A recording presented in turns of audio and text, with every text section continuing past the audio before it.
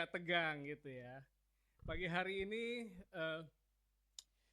kita akan bahas satu tema, belajar bersama tentunya. Saya juga belajar dari tema ini.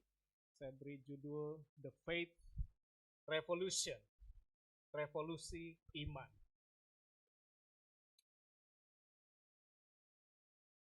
Revolusi iman.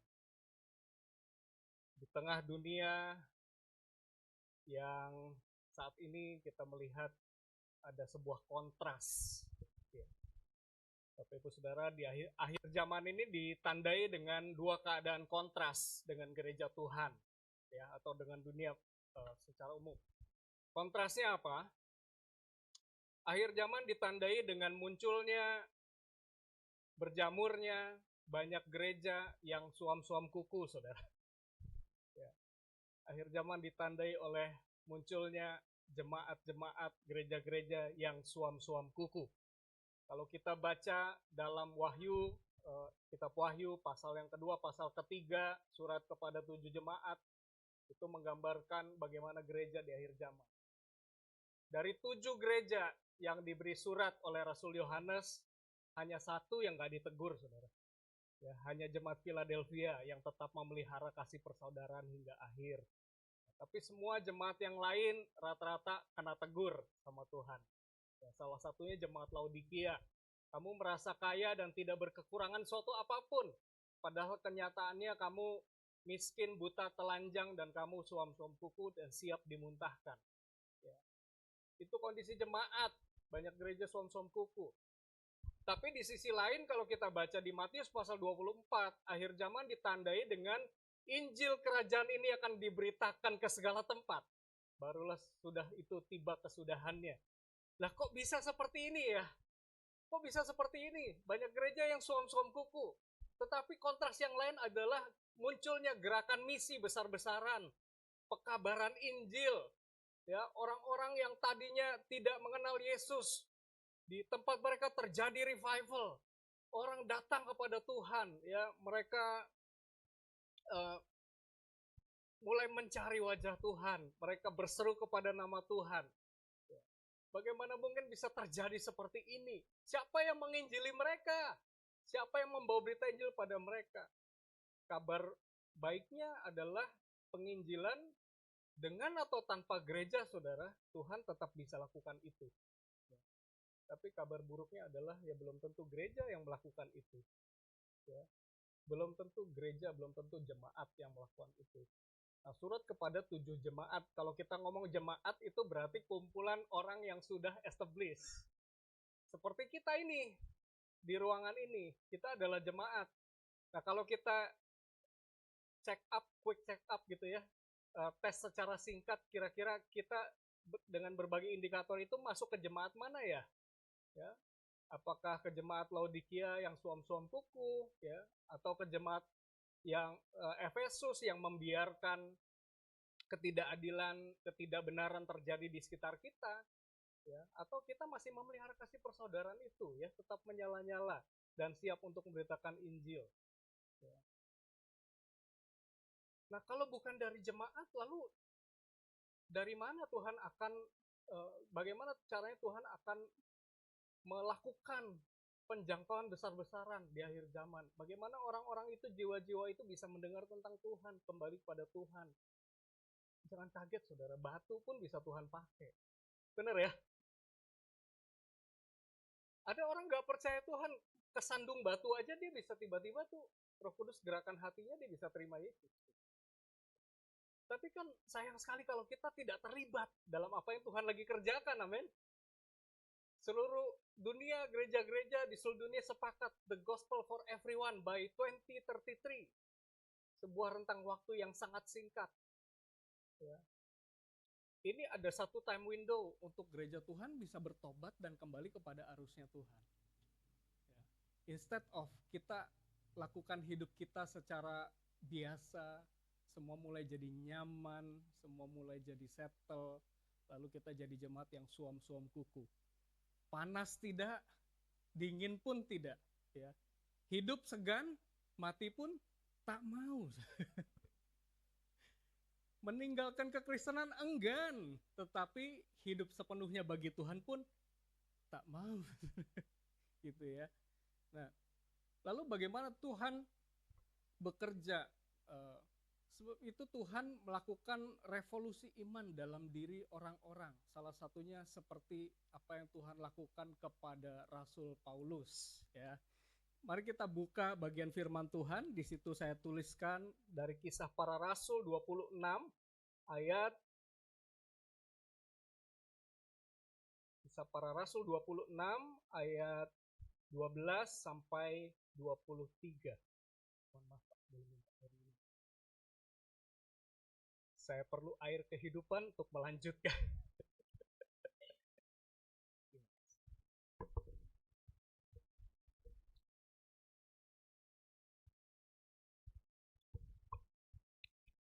Yang sudah membuka katakan amin. Judul perikopnya Paulus menceritakan pertobatan dan panggilannya. Saya akan bacakan, ini cukup panjang, Bapak Ibu sudah menyimak. Dan dalam keadaan demikian, ketika aku dengan kuasa penuh dan tugas dari imam-imam kepala sedang dalam perjalanan ke Damsyik, tiba-tiba ya Raja Agripa, pada tengah hari bolong aku melihat di tengah jalan itu cahaya yang lebih terang daripada cahaya matahari, turun dari langit, meliputi aku dan teman-teman seperjalananku. Kami semua rebah ke tanah, dan aku mendengar suatu suara yang mengatakan kepadaku dalam bahasa Ibrani, Saulus, Saulus, mengapa engkau menganiaya aku? Sukar bagimu menendang ke galah rangsang. Tetapi aku menjawab, siapa engkau, Tuhan? Kata Tuhan, akulah Yesus yang kau aniaya itu. Tetapi sekarang bangunlah dan berdirilah. Aku menampakkan diri kepadamu untuk menetapkan engkau menjadi pelayan dan saksi tentang segala sesuatu yang telah kau lihat daripadaku dan tentang apa yang akan kuperlihatkan kepadamu nanti. Aku akan mengasingkan engkau dari bangsa ini dan dari bangsa-bangsa lain, dan aku akan mengutus engkau kepada mereka untuk membuka mata mereka, supaya mereka berbalik dari kegelapan kepada terang dan dari kuasa iblis kepada Allah, supaya mereka oleh iman mereka kepadaku memperoleh pengampunan dosa dan mendapat bagian dalam apa yang ditentukan untuk orang-orang yang dikuduskan. Sebab itu ya Raja Agripa, kepada penglihatan yang dari sorga itu tidak pernah aku tidak taat. Tetapi mula-mula aku memberitakan kepada orang-orang Yahudi di Damsyik, di Yerusalem, dan di seluruh tanah Yudea, dan juga kepada bangsa-bangsa lain, bahwa mereka harus bertobat dan berbalik kepada Allah, serta melakukan pekerjaan-pekerjaan yang sesuai dengan pertobatan itu. Karena itulah orang-orang Yahudi menangkap aku di bait Allah dan mencoba membunuh aku. Tetapi oleh pertolongan Allah aku dapat hidup sampai sekarang, dan memberi kesaksian kepada orang-orang kecil dan orang-orang besar. Dan apa yang kuberitakan itu tidak lain daripada yang sebelumnya juga diberitahukan oleh para nabi dan juga oleh Musa, yaitu bahwa Mesias harus menderita sengsara dan bahwa ia adalah yang pertama yang akan bangkit dari antara orang mati, dan bahwa ia akan memberitakan terang kepada bangsa ini dan kepada bangsa-bangsa lain. Bapak Ibu Saudara yang dikasihi Tuhan, kita melihat isi hati Tuhan dengan memanggil seorang rasul yang tadinya adalah penganiaya jemaat. Tuhan transformasi hidupnya untuk menggenapi apa yang ada dalam isi hatinya Tuhan. Apa sih yang ada dalam isi hatinya Tuhan? Ayat 17 sampai 23, ya kan? Aku mau menguduskan engkau. Aku mau membuat engkau berbeda dari orang-orang kebanyakan. Untuk apa? Untuk diutus kepada mereka, ya, untuk membuka mata bangsa-bangsa, supaya mereka berbalik dari kegelapan kepada terang, supaya ada pertobatan di bumi, supaya ada pengampunan. Gimana cara orang diampuni? Yaitu dengan mereka punya iman kepada Allah yang hidup dan tidak hidup menurut keinginan dagingnya sendiri. Amin, saudara. Ya. kita melihat bahwa Rasul Paulus di ayat 12 dikatakan dalam keadaan demikian ketika aku dengan kuasa penuh dan tugas dari imam-imam kepala sedang dalam perjalanan ke Damsyik. Tiba-tiba ya, Tuhan menjumpai Rasul Paulus. Bapak Ibu Saudara yang dikasihi Tuhan, kita lihat 2 slide setelahnya ya. 2 slide. Pada umumnya, next lagi. Ya, ini dulu ya. Pada umumnya saudara, orang memandang hidupnya sebagai sebuah perjalanan mobilitas naik. Apa artinya perjalanan mobilitas naik? 2 hari yang lalu itu saya Bible study tentang marketplace, saudara. Berbagai masalah orang dalam pekerjaan, jadi stres, jadi burnout, ikutin yang nggak bener. Masalahnya apa sih? Masalahnya seringkali gini, kita menjadikan pekerjaan itu bukan sebagai satu pancaran kehidupan iman yang sudah utuh. Kalau kita sadar kita ini anak Allah, kita ditebus, kita dijadikan baru, maka pekerjaan itu mestinya memancarkan sesuatu dari diri kita. Betul? Jadi di sininya nih penuh nih. Kayak toren air gitu ya. Sudah diisi penuh. Lalu itu menjadi pancaran. Maka pekerjaan itu ketika itu menjadi pancaran, kita bisa memancarkan sesuatu yang baik keluar dari hidup kita. Tanpa perlu merasa burnout, tanpa perlu merasa khawatir, takut kurang, takut nggak jadi apa-apa, takut disingkirkan, dan juga tidak perlu melakukan hal-hal yang tidak terpuji, tidak benar, hanya untuk mengharapkan sesuatu. Tapi seringkali yang bikin kita tidak begitu adalah karena kita melihat hidup ini dari kecil sampai dewasa, itu kayak kita lagi berusaha merangkak naik. Kan pada umumnya orang diajarin begitu sama orang tuanya ya. Kamu ini belum jadi apa-apa. Papa mau kamu jadi orang. Lah sekarang apa? Ya, apakah sekarang kita adalah makhluk tunggal bersel satu, saudara? Lalu kemudian pelan-pelan kita berusaha membuktikan diri kita, merangkak naik, untuk menjadi seseorang. Maka kemudian pertanyaannya, apa sih yang membuat Tuhan dengan mudah tergeser dari hidup kita? Dan dia tidak menjadi Tuhan. Ya dengan sendirinya kalau pola pikirnya begini, dengan sendirinya Tuhan akan selalu digeser. Iya nggak saudara? Sadar nggak kita? Kan kita dalam perjalanan pengen dari zero jadi hero gitu kan. Dari nggak punya apa-apa, dari bukan siapa-siapa, kita pengen jadi segalanya. Kita pengen jadi segalanya gitu. Dengan naiknya jabatan, dengan bertambahnya kepemilikan kita tuh lagi berusaha menjadi segala-galanya di alam semesta. Nah kalau kita udah jadi segala-galanya di alam semesta, kita berharap semua yang lain yang berkeliling di sekitar kita. Sementara kitanya nggak kemana-mana lagi, saudara. Nah, kita lupa bahwa hidup kita ini bukan pusat alam semesta. Iya kan? Kita bukan pusat alam semesta. Dan segala sesuatunya itu tidak harus mengikuti keinginan kita. Kita lupa bahwa sebagai manusia, kitalah yang harus berevolusi, saudara. Mengelilingi apa yang menjadi gravitasinya Tuhan. Kita nih masih terus bergerak. Jadi jangan cuma berotasi. Saudara tahu jemaat yang berotasi? Kelihatannya sibuk. You're busy, but going nowhere. Maka Tuhan pakai orang-orang di akhir zaman, Tuhan akan ganggu 2 jenis orang. Ya, 2 jenis orang ini yang lagi sibuk berotasi pada porosnya sendiri. Yang pertama adalah jenis orang seperti Paulus. Jenis orang seperti Paulus kayak apa? Dia orangnya sangat rajin, sangat gigih, sangat sibuk. Dengan ambisi yang full 100%.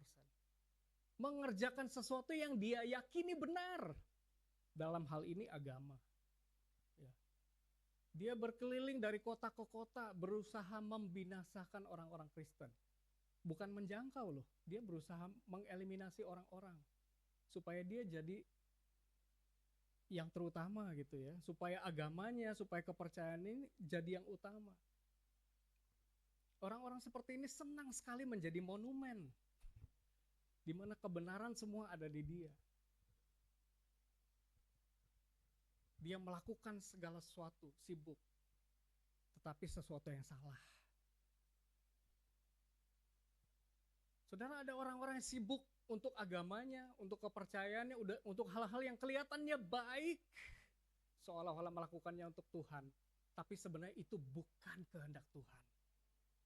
Karena apa? Apa yang dia kerjakan itu adalah wujud dari dagingnya, aktualisasi dari egonya, ambisinya.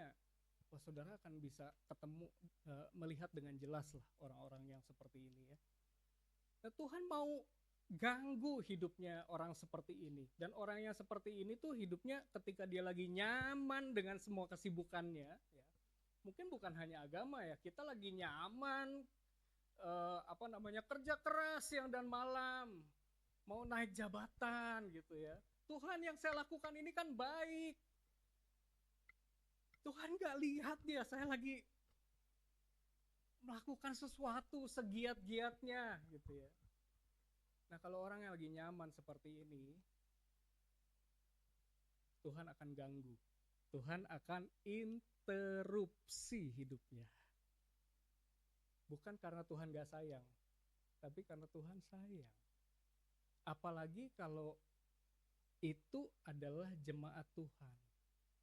Orang yang sudah bertobat, orang yang disayangi sama Tuhan, hidupnya pas ketika dia melenceng, Tuhan akan jadi kayak GPS, reroute, interupsi, hidup kita diinterupsi. Ya. Tapi ada juga orang-orang yang jenis kedua, yaitu orang-orang yang lagi benar-benar mau meninggalkan Tuhan. Kalau yang satunya nih rajin banget gitu ya, tapi mulai pakai ego. Nah, yang satunya ini benar-benar gak peduli sama kehendak Tuhan. Bisa dalam bentuk pasif, bisa dalam bentuk aktif. Dalam bentuk pasif apa ya, kita biarkan diri kita pasif, gak lakukan apa-apa. Kita cuma pengen nyaman aja. Atau dalam bentuk aktif tuh seperti siapa? Dalam perjanjian lama kita lihat tokoh Yunus, saudara. Lihat tokoh Yunus. Yunus itu dipanggil pergi ke Niniwe. Ya. Niniwe itu, kalau Niniwe itu adanya di sebelah barat, lalu dikatakan Yunus itu pergi ke sebelah timur, ke Tarsis. Pergi ke arah berlawanan. Waktu pergi ninggalin panggilan Tuhan, dia bayar nggak? Bayar. Bayar, saudara. Dia bayar mahal loh. Naik kapal untuk tinggalin. Ya. Sebab itu, saudara, untuk kita bisa berevolusi, kita selaras sama apa yang jadi kehendaknya Tuhan di akhir zaman ini. Tuhan akan interupsi hidupnya orang seperti Paulus. Ya. Dan orang yang hidupnya seperti Yunus. Dan setelah diinterupsi, mereka berdua ini dalam keadaan terjepit. Ketika mereka dalam keadaan terjepit, di situ Tuhan lakukan langkah selanjutnya. Namanya intervensi. Itu sifatnya Tuhan yang kita mau pelajari pagi ini, saudara. Bagaimana Tuhan itu menginterupsi dan mengintervensi. Kok boleh dia lakukan itu? Ya bolehlah, dia Allah yang berdaulat, saudara. Dia pemilik hidup kita, ya kan. Maka itu kalau saya highlight Kisah Para Rasul 26 ayat 14. Inilah apa yang Rasul Paulus pahami tentang panggilan Tuhan atas hidupnya. Coba kita baca sama-sama ayat 14. 1, 2, 3. Kami semua rebah ke tanah, dan aku mendengar suatu suara yang mengatakan kepadaku dalam bahasa Ibrani, Saulus, Saulus, mengapa engkau menganiaya aku? Sukar bagimu menendang ke galah rangsang. Saudara paham nggak maksudnya? Hah? Kalau nggak paham, kita buka TSI 3. Ya, TSI 3, terjemahan sederhana Indonesia 3. Kita mau tahu galah rangsang itu apa sih? Ya. Di sini tertulis begini. Kami semua jatuh ke tanah.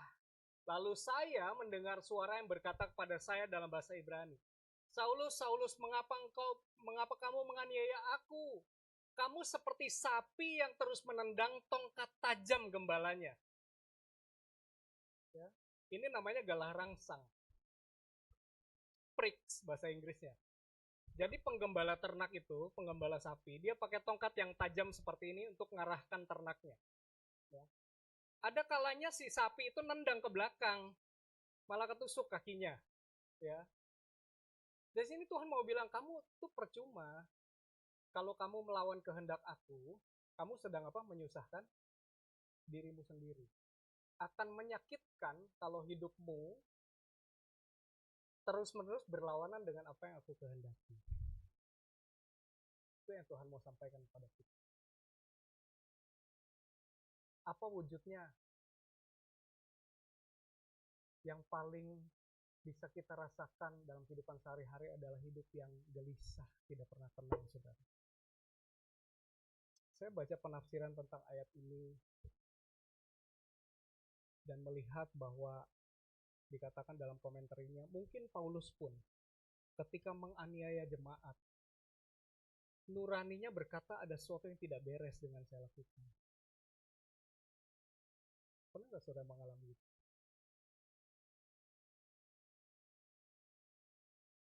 Kita hidup kepala banget gitu. Entah kita mau memaksakan maunya kita, atau kita berusaha untuk tidak mau tahu tentang kehendak Tuhan. Datang setiap minggu, ya yang penting datang. Tapi saya nggak benar-benar pengen dapat apa yang jadi hatinya Tuhan. Tuhan bilang, capek loh. Kalau kamu terus-menerus berusaha hidup melawan apa yang aku inginkan, itu capek loh. Kamu akan menyusahkan dirimu sendiri. Jiwa pun tidak tenang. Ya. Dan kita terus selain gelisah, akan ada yang lain-lain gitu ya. Akan ada burnout dalam hidup kita. Pelayanan jadi burnout, pekerjaan jadi burnout, keluarga jadi burnout. Capek, iya capek. Ya. Tapi jangan sampai burnout, saudara. Itu menggambarkan kita spend a lot hanya untuk tidak mengikuti kehendak Tuhan. Dalam next slide saya katakan seperti ini.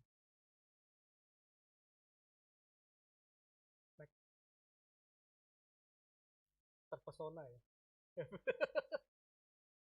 Ada kalanya engkau hidup, ya, engkau menghidupi satu saat ketika engkau terlalu banyak bayar harga untuk menjauh dari panggilan Tuhan. Kau pikir ikut Tuhan itu bayar harga, saudara? No. Think again. Ya, walaupun bayar harga ikut Tuhan sering diomongin di gereja, saya tidak setuju. Saudara justru akan lebih banyak bayar harga kalau lari dari panggilan Tuhan.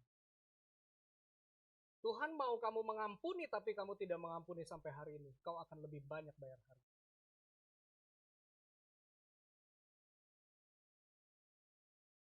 Tuhan mau engkau bertobat dari cara-cara yang tidak benar, dari upaya-upaya mengandalkan diri sendiri. Kadang kita cuma pengen lihat hidup kita jalan dengan baik, semua, wah kita bisa ketemu solusi dari semua persoalan kita, dan orang lain tepuk tangan. Hidupmu hebat. Ternyata engkau jatuh begitu dalam gitu. Salah satu teman pelayanan saya dikeluarkan dari kantornya pelayanan karena terjebak judi online. Dan disebar namanya. sudah mau dibantu sama bosnya, tapi masih ditata ulang. Dia nggak mau. Akhirnya ya sudah, keluar. Ada kalanya ketika kita kekurangan uang, ya. Saya juga berkali-kali mengalami gitu. Saat anak mau masuk sekolah, uangnya belum ada. Saat itu pasti ada pergulatan antara kita mau gunakan kekuatan kita sendiri dan lihat gitu ya, oh tiap hari ini iklan FYP adalah ada kami, ada kami, ada kami, ada kami. Kita sampai lupa ada Tuhan gitu. Ya udah deh, itu aja yang cepet gitu. Ngegulung, ya kan? Hadiratnya dia lebih terasa daripada hadiratnya Tuhan. Iya kan?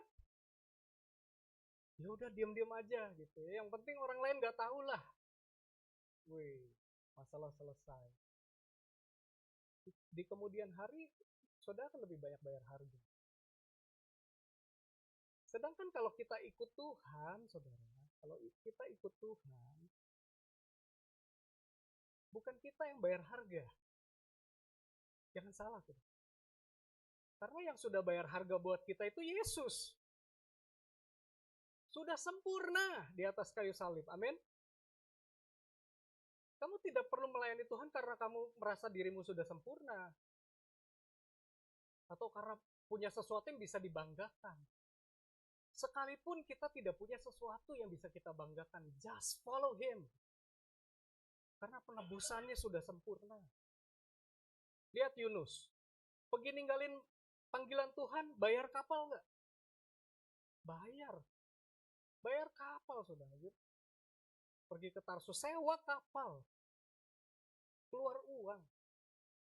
Baliknya ke Niniwe, pakai ongkos nggak? Naik ikan gratis, saudara. Naik ikan gratis loh. Rasul Paulus, fundraising nggak tuh? Buat membantai orang-orang Kristen. Banyak banget yang dikerjain, capek sudah. Capek, ya. Tapi dibawa kepada Tuhan di tengah jalan. Tuhan yang jumpai dia. Ya, next slide ya. Nah, ketika kita sudah terlalu banyak bayar harga untuk tinggalin panggilan Tuhan atau untuk nggak ikut panggilan Tuhan, nah di situ Tuhan akan lakukan interupsi dan intervensi dalam hidup kita. Interupsi, ketika engkau nyaman lakukan sesuatu. Jangan kaget apabila goncangan datang. Ya. Karena orang yang disayangi Tuhan pasti diarahkannya. Amin, saudara. Saudara merasa disayang Tuhan? Kalau kita disayang Tuhan, kalau kita melenceng pasti diinterupsi. Jangan kaget. Ya. Ada kalanya kita langsung nyaman sekali terus berantakan rencana kita. Ya kebanyakan kita yang sedang berotasi dengan diri sendiri pasti akan ngomong, ya Tuhan, di mana Tuhan? Kok berantakan rencana saya? Karena pusatnya di sini. Ya. Tapi kalau kita tahu kita disayang Tuhan dan pusatnya adalah Dia, pusatnya Dia bukan kita. Kita bilang, ya, kayak tadi saya mau ke sini, saudara. Saya mau pelayanan. Tapi hujan semalaman. Anak saya demam. Dari kemarin pagi gitu. Kemarin udah rencana jalan-jalan, nggak jadi juga. Anak saya ada sesi di sekolahnya 2 jam, nggak bisa juga. Ya. Anak demam, semalam kurang tidur. Ya. Hujan deras lagi sampai pagi. Gitu. Untung udah renovasi atap ya 2 minggu yang lalu. Kalau enggak tuh kacau deh. Bener. Tadi pagi saya bangun jujur aja Pak Andi, jam 4. Itu hujan deras banget. Saya udah mau WA Pak Andi. Pak, masih bisa siapin bahan kan Bapak?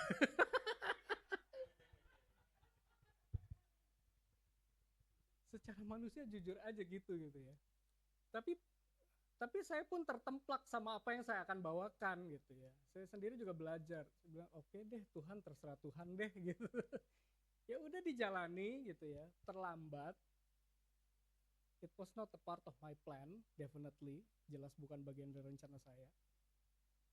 Tapi Tuhan turut campur tangan dalam segala sesuatu. Kalau kita pergi ke satu meeting yang penting, lalu macet di jalan, nggak usah maki-maki, saudara. Mungkin ada sesuatu yang Tuhan mau saudara terhindar dari itu. Ya, diinterupsi, diberantakin dulu. Tapi setelah interupsi, saudara akan lihat intervensi. Tuhan turut campur tangan. Kalau kita terima keadaan itu terus kita tanya Tuhan, ya, jangan tanya Tuhan kenapa sih, gitu ya. Tapi tanya Tuhan mau bikin apa lewat ini. Selanjutnya hidup saudara akan banyak mengalami intervensi dari Tuhan.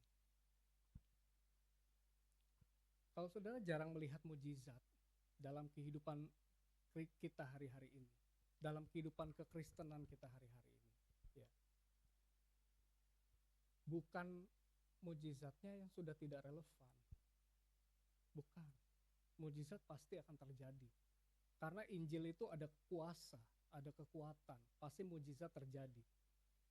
Yang bikin mujizat itu tidak perform dalam hidup saudara dan dalam hidup orang yang saudara layani adalah karena saudara berusaha menjinakkan Injil. Injil itu tidak disajikan apa adanya secara powerful dari hidup kita. Saudara nggak berani menentang arus. Saudara nggak berani hidup dengan sedikit ketidakpastian melangkah ke depan. Supaya di menit terakhir, di detik terakhir, Tuhan belah Laut Merah. Tapi kita jadi orang-orang Kristen yang lembek, saudara, yang nominal. Yang belum sampai titik akhir pun kita udah banyak cari alternatif jalan lain menurut pemikiran kita. Saudara suruh ketika ada orang yang bikin salah sama saudara, daripada temui, ya, minta maaf atau ampuni, kita berusaha menjinakkan Injil. Kita cari cara supaya jangan ketemu sama dia, gitu ya. Kita cari alasan supaya kita membenarkan apa yang kita lakukan. Maka kita tidak mengalami intervensinya Tuhan dalam hidup kita. Dalam diri seorang pelayan Tuhan juga, saya nggak tahu ya dengan yang lain gitu ya, dengan kemudahan teknologi AI, kita tergoda untuk tidak melakukan eksposisi firman Tuhan. Kalau itu shortcut yang saya pakai terus, saudara. Suatu saat pesan saya tidak memerdekakan orang. Walaupun begitu banyak alat bantu dalam hidup ini. Tapi jangan sampai kita mulai berotasi di poros kita sendiri. Kita mesti tetap berevolusi, ngikuti gerakannya Tuhan. Seperti planet-planet itu berputar, ya, matahari juga berputar. Matahari bergerak juga. Dia bergerak kemana itu kita belajar ikutin. Tuhan lagi bergerak kemana.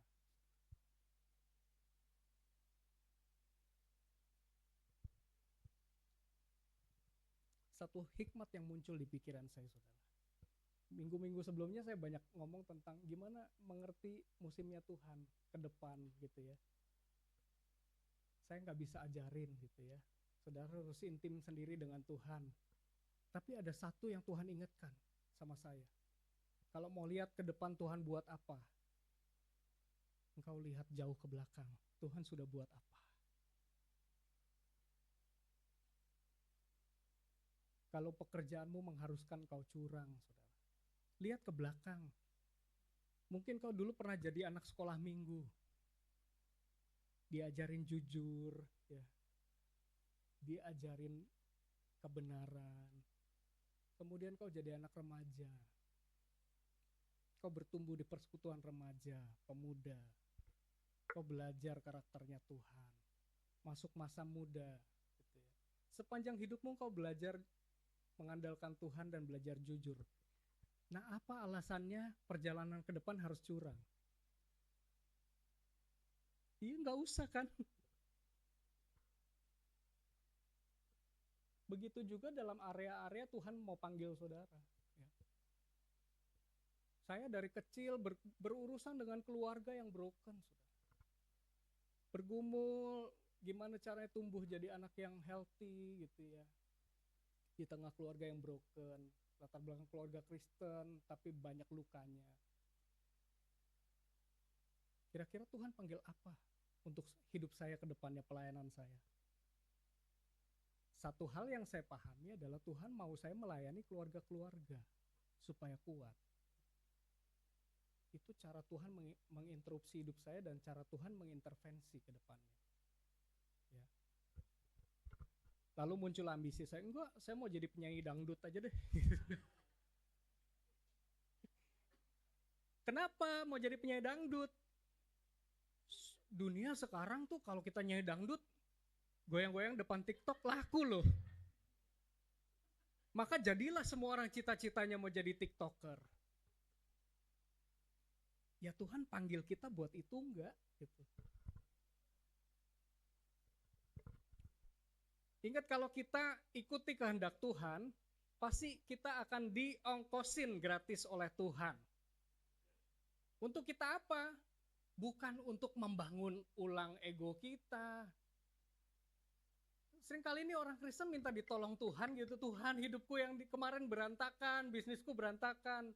Minta tolong Tuhan. Supaya bisa bangun ego yang sama lagi ke depannya. Doesn't work that way. Kalau Tuhan udah interupsi, Tuhan mau intervensi, kita mulai fokus sama misinya Tuhan. Tuhan mau apa lewat hidup kita. Ada orang-orang yang ikut KKR kesembuhan ilahi, saudara.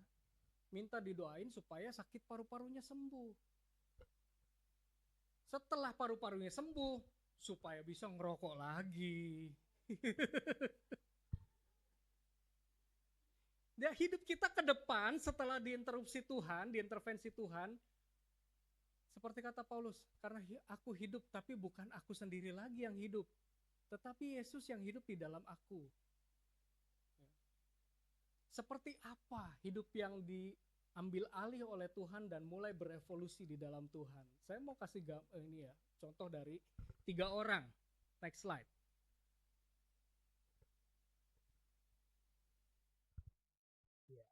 Next.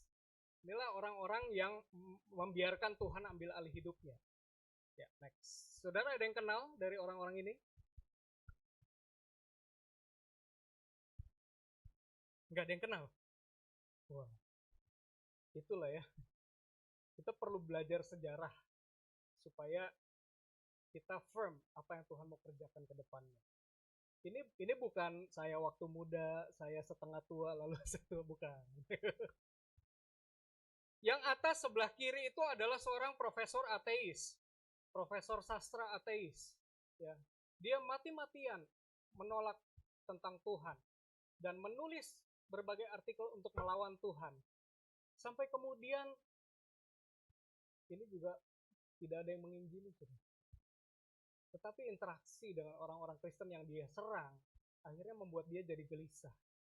Suatu ketika sampai dia malam gak bisa tidur, dia merasa ada yang berdiri di sampingnya gitu ya. Dia ikat sepatu, dia gelisah. Sampai dia sadari bahwa itu adalah Tuhan. Kemudian dia mulai diskusi sama teman komunitasnya. Nah, ini komunitas penting ya. Ini adalah profesor Oxford dan dia bikin komunitas bertiga. Namanya Inklings. Dia membuat komunitas dengan Hugo Dyson dan J.R.R. Tolkien, seorang Katolik yang taat. Nah, orang ini adalah C.S. Lewis, penulis The Chronicles of Narnia, seorang teolog yang luar biasa, yang buku-bukunya Mere Christianity gitu ya, kekristenan belaka, itu menjadi berkat bagi gereja sepanjang abad. Sampai hari ini bahkan saya juga produk dari buku-buku itu. Ya, The Chronicles of Narnia adalah karena gini, C.S. Lewis sebelum dia jadi Kristen, dia berpikir kekristenan itu adalah apa namanya, mitologi bodoh, dia bilang. Itu mitos semua itu, nggak benar gitu ya. Tapi ketika dia mengenal Kristus, dia merasa kayak seluruh area hidupnya yang lain mulai diterangi oleh Injil. Dia jadi mulai mengerti, ya. tentang apa yang dulu dia tidak mengerti. Kemudian dia bikin kisah mitologi lengkap, The Chronicles of Narnia. Pernah nonton film Narnia, saudara? Ya, itu adalah cara untuk menggambarkan Kristus dalam bahasa dunia anak-anak. Temannya juga sama tuh, J.R.R. Tolkien, suka tentang dunia Middle Earth gitu ya. Bikin apa dia? Trilogi The Lord of the Rings. Saudara lihat orang yang hidupnya diinterupsi Tuhan, diintervensi, menciptakan sejarah. Kalau kurang puas dengan satu orang ini, maka ada orang kedua yang di sebelah kanan atas. Siapa itu? Itu adalah William Wilberforce, seorang politisi Inggris pada masanya. Suatu ketika dia orang yang dalam legislatif itu semua menyetujui adanya perbudakan. Tapi suatu ketika Tuhan gerakan hatinya dan melihat betapa pedihnya orang-orang yang diperbudak itu, dan dia mulai bertobat. Ketika dia bertobat, dia berpikir untuk meninggalkan kursinya di parlemen, tapi kemudian dia ketemu dengan seorang mantan kapten kapal budak. Kapten kapal budak itu namanya John Newton. John Newton adalah penulis lagu apa? Amazing grace, how sweet the sound that saved a wretch like me. Betapa ajaib anugerah yang menyelamatkan seorang wretch, itu bahasa Inggris yang kasar, seorang yang brengsek seperti saya. Nah, John Newton setelah menjadi kapten kapal, dia melayani Tuhan di biara, kemudian dia ketemu William Wilberforce. Dia bilang, William, kamu jangan tinggalkan itu, kamu berjuang di parlemen. Akhirnya William Wilberforce adalah orang yang menghapuskan perbudakan di Inggris, saudara. Dia yang membuat undang-undang anti perbudakan di Inggris. Orang kedua yang hidupnya diinterupsi Tuhan dan menciptakan sejarah. Dan orang yang ketiga yang bawah, saudara pernah nonton film Hacksaw Ridge? Dia adalah Desmond Doss. Karena satu peristiwa waktu masa kecilnya, gitu ya, salah seorang anggota keluarganya sakit, terbunuh, dan dia tidak bisa apa-apa. Kemudian dia belajar perawatan, dan waktu itu ada pendaftaran untuk jadi tentara. Dia ikut jadi tentara, tapi karena dia adalah seorang Kristen yang taat, dia seorang Kristen Advent, saudara. Dia bilang ini, saya mau jadi tentara, tapi saya nggak mau pegang senjata. Wah, dia diolok-olok, dihina sedemikian rupa.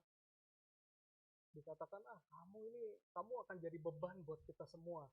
Nah, kamu ke medan perang tanpa bawa senjata. Tapi dia bertahan. Sampai akhirnya dia diterjunkan perang. Ceritanya masih diolok-olok lah dia. Orang-orang lain pasti mengharapkan kegagalannya dia di medan perang. Tapi apa yang terjadi? Ya, di tebing Maeda di Jepang, jadi mereka berperang di tebing Maeda atau Hacksaw Ridge dalam bahasa Inggrisnya. Pada saat itu antara tentara Amerika sekutu dengan Jepang berperang di situ. Lalu di tengah peperangan itu jatuh korban banyak dari kedua belah pihak. Tuhan beri hikmat kepada Desmond, selamatkan semua korban-korban itu. Maka dalam semalam, di malam yang gelap itu, dia selamatkan satu persatu orang-orang yang terluka di atas tebing itu. Dan dia buat tali tambang, dia turunkan satu persatu. Dengan kekuatan dari Tuhan, malam itu 75 orang tentara Amerika diselamatkan oleh Desmond Doss. Bahkan perwiranya semua teman-temannya tidak tahu bagaimana caranya dia menyelamatkannya tanpa kena satupun tembakan. Gitu ya. Maka kemudian Desmond Doss dikenal dengan sebuah statement yang menggambarkan isi hatinya. Malam itu, sepanjang malam itu, dia berdoa sama Tuhan. God, help me to save one more. Setiap kali dia mau menyerah, karena sudah kelelahan, dia selalu bilang, help me to save one more. Help me to save one more. Tolong aku Tuhan, selamatkan satu lagi saja. Maka kemudian Desmond Doss juga menciptakan sejarah. Dia dianugerahi the Medal of Honor sebagai satu-satunya tentara yang pergi ke medan perang tidak membawa senjata karena imannya. Setelah itu teman-temannya yang mau pergi berperang tidak mau pergi berperang kecuali didoakan oleh Desmond Doss. Ketika kita mendengar ini, saudaraku yang dikasih Tuhan, bisakah kita mengidentifikasikan diri kita, melihat diri kita sebagai salah satu dari orang itu?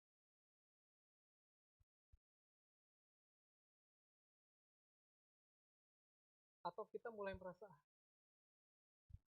mereka aja deh, saya aman-aman aja deh,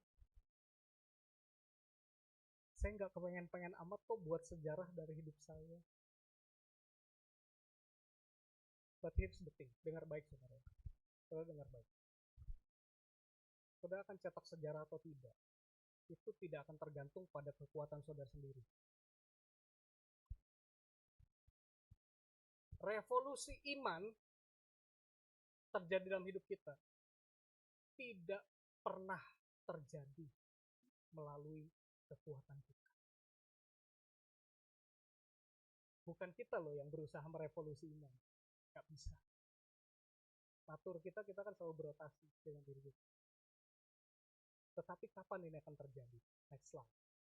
Revolusi iman dimulai saat kita berhenti berkata, berkatilah rencanaku. Dan mulai berkata, gunakan aku dalam rencana. Dan kalau Tuhan pakai saudara, itu sudah pasti dahsyat. Amin. Jadi nggak ada tuh yang namanya ini hamba Tuhan yang dipakai Tuhan dengan dahsyat gitu. Ya kalau Tuhan yang pakai udah pasti dahsyat. Karena bukan tergantung alatnya, tergantung siapa yang pakai. Ya.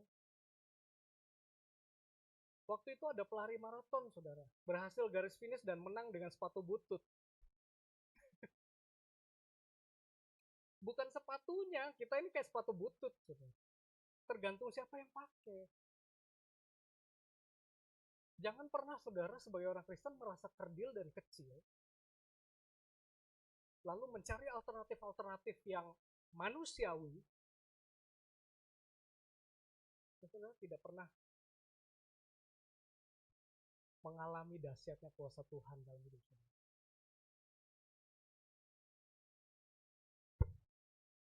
Ini 3 hal praktis yang saya mau sampaikan. Yang pertama, saudara, kita perlu mulai belajar mengidentifikasi tempat-tempat kita kabur. Kita biasanya kaburnya kemana?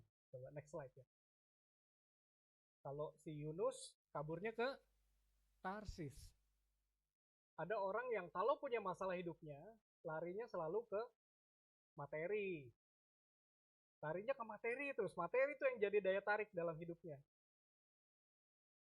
Ketika Tuhan mau kamu melayani lebih lagi, selalu halangannya adalah materi. Ya. Atau damsik. Damsik bicara apa? Ambisi. Oh, agenda saya bisa gagal kalau begitu. Tempat kita lari apa sih? Ada orang yang larinya ke insecure. Rasa insecure. Saudara, saya bicara seperti ini apa? Menuju hari-hari ke depan, Tuhan mau pakai hidup kita. Amin. Saudara bisa ketemu hal-hal yang di luar nurul, saudara. Ya, bersiap aja gitu. Cara bersiapnya gimana? Ya hati-hati, jangan disabotase. Saudara biasa kaburnya kemana? Kita nggak mau lagi, gitu ya. Ada kesempatan. Saya merasa, saudara, salah satunya Tuhan mau kerjakan lagi penuaian besar melalui generasi anak. Ya. Kalau dalam waktu yang tidak lama lagi, pelayanan anak gereja saudara ini akan dipakai untuk jangkau anak-anak yang butuh, banyak yang butuh. Hanya mata kita belum lihat aja. Tapi di sekitar kita nih, ladangnya sudah menguning. Jangan sampai ketika kesempatannya dibuka dan Roh Kudus gerakan, lalu ada Tarsis lagi tempat kita kabur.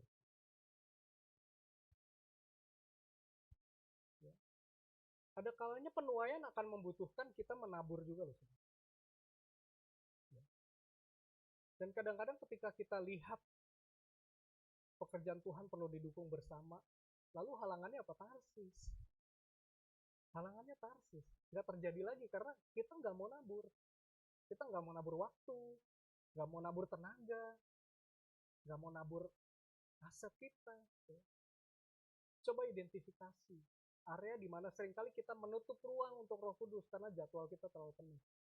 Mungkin ya mungkin pelarian kita yaitu kesibukan juga, jadwal kita. Ya. Kayak saya ya Pak Di, kalau diajak Pandi ketemu, ya Pak saya udah ada jadwal. Ya itu beneran ada jadwal.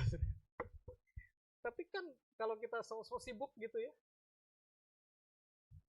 Tuhan minta kita lakukan sesuatu, kita nggak penuh.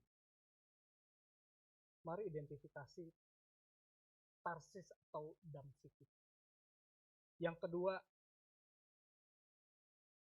mulai berikan ruang. Coba tanya ke diri masing-masing. Seberapa besar engkau punya ruang dalam hidupmu untuk, dalam tanda kutip, diobrak-abrik sama Tuhan. Saya pakai kata yang ekstrim aja ya, diobrak-abrik sama Tuhan. Berkenankah kita, kalau kita sudah atur semua jadwal kita sedemikian baiknya gitu ya, lalu nggak berjalan sesuai rencana, kita bilang sama Tuhan, Tuhan terserah deh, Tuhan obrak-abrik aja deh rencana saya. Karena aku percaya pasti itu yang terbaik yang Tuhan mau. Tapi saudara jangan jatuh ke fatalisme ya. Kalau fatalisme tuh artinya udah kita nggak usah buat jadwal dalam hidup kita, nggak usah bangun apa-apa gitu ya. Ini namanya berikan ruang. Kalau ruang itu adalah sesuatu yang saudara sendiri desain. Ya, berikan ruang untuk Roh Kudus bisa bekerja. Nah, dalam kitab Wahyu Tuhan ingatkan kita agar jangan menjadi jemaat Laodikia yang merasa kaya dan tidak kekurangan apa-apa, padahal secara rohani buta dan telanjang, suam-suam kuku dan siap dimuntahkan. Ya, bahkan Tuhan bilang ya, belilah minyak untuk melumas matamu yang buta.